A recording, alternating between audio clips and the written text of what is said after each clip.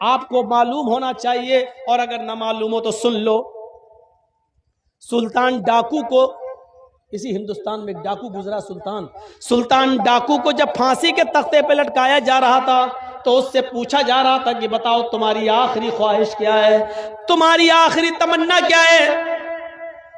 जवाब दिया सुल्तान डाकू ने कि मेरी आखिरी तमन्ना यह है कि मेरी मां को मेरे सामने खड़ा कर दिया जाए, और जब मुझे फांसी दी जाए तो उस वक्त मेरी मां मुझे अपनी आंखों से फांसी पर लटकता हुआ देखे।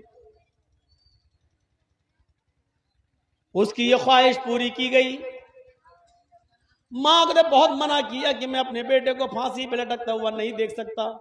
कहा मां, अगर तेरे बेटे की ख्वाहिश ये है तो तुझे अपने बेटे की ख्वाहिश पूरी करना चाहिए। मां सामने आ गई। कहा बेटे, तुझे फांसी दी जा रही है और तूने ये शर्त लगा दी कि मेरी मां मुझे देखे। मां अपने बच्चे के हाथ में पैर में खरोंच बर्दाश्त नहीं करती है, फांसी कैसे बर्दाश्त कर लेगी। क्यों तू मुझे जीते जी मारने के लिए अपने सामने खड़ा कर दिया।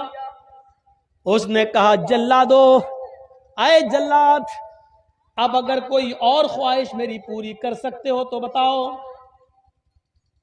कहा कोई और भी ख्वाहिश है? कहा एक और है। कहा क्या है?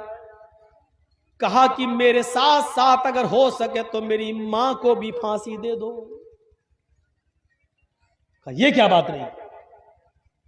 जुर्म तुमने किया, मर्डर तुमने किए, कत्ल तुमने किए, चोरियां और डकैतियां तुमने डाली, और कह रहे हो फांसी मेरे साथ मेरी मां को भी दो।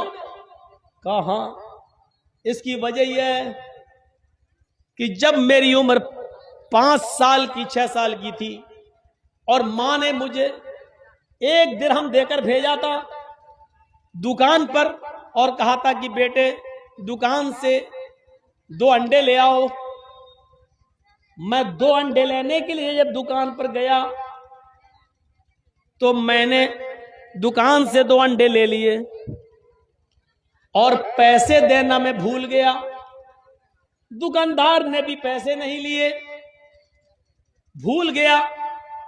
और मैं वो 2 अंडे लेकर जब मैं घर पे आया तो मैंने कहा मां, ये 2 अंडे भी मिल गए और पैसे भी बच गए।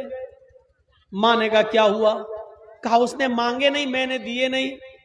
उसने पूछा पैसे, मैंने कहा दे दिए, वो समझा कि मिल गए, उसने मांगा नहीं। मां ने कहा शाबाश बेटा, ये मेरी मां है।